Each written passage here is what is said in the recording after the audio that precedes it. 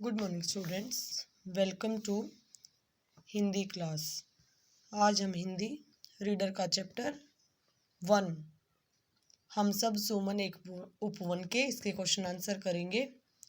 निम्नलिखित प्रश्नों के उत्तर लिखिए। मौखिक प्रश्न भी आपको बेटा हिंदी की नोटबुक में लिखने हैं, ठीक है। पहले शब्दार्थ लिखेंगे फिर क्वेश्चन आंसर। मौखिक प्रश्न, पहला प्रश्न है बेटा, प्रस्तुत कविता के रचयिता कौन है? तो बेटा द्वारिका प्रसाद माहेश्वरी। कौन है? द्वारिका प्रसाद माहेश्वरी। चांद की चांदनी क्या करती है? सबको नहलाती है। ओरल क्वेश्चन है बेटा, आप इनको बड़ा करके भी चांद की चांदनी सबको नहलाती है।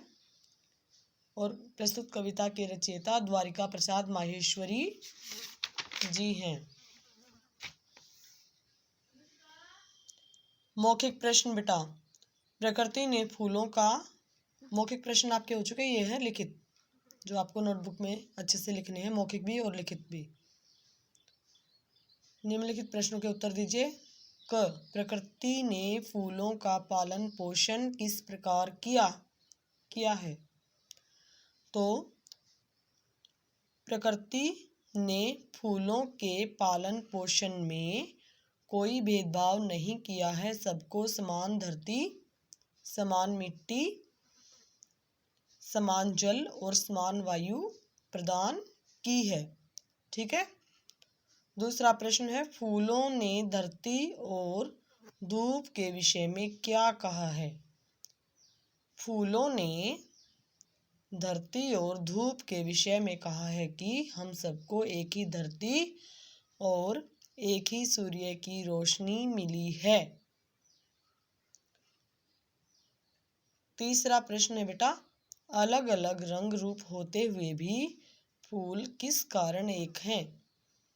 अलग अलग रंग रूप होते हुए भी फूल इसलिए एक हैं क्योंकि उपवन की शोभा किसी एक फूल से नहीं है, अपितु सभी फूल मिलकर उपवन की शोभा को बढ़ाते हैं।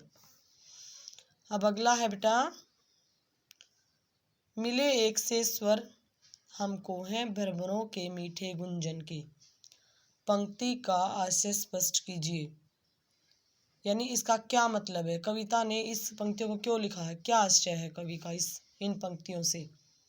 तो बेटा पंक्ति का आशय है कि भ्रमरों के मीठे स्वर सबको समान रूप से सुनने को मिलते हैं, उनका गुनगुनाना सबके लिए समान रूप से होता है, अर्थात भगवान ने सभी को समान बोलने का अवसर प्रदान किया है। अब ये बौद्धिक कौशल है बेटा, और जो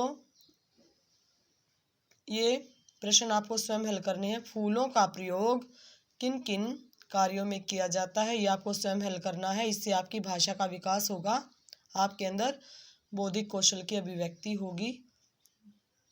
जीवन कौशल क्या है? फूल अपने साथ बुरा बर्ताव करने वाले के प्रति कैसा व्यवहार करता है।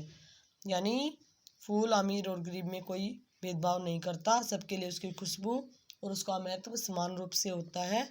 तो अपने साथ बुरा बर्ताव करने वाले लोगों के साथ भी फूल अच्छा व्यवहार करता है। तो अपने अनुसार जो आपको समझ आता है कविता के अनुसार इसका आंसर आपको देना है, ठीक है बेटा। धन्यवाद।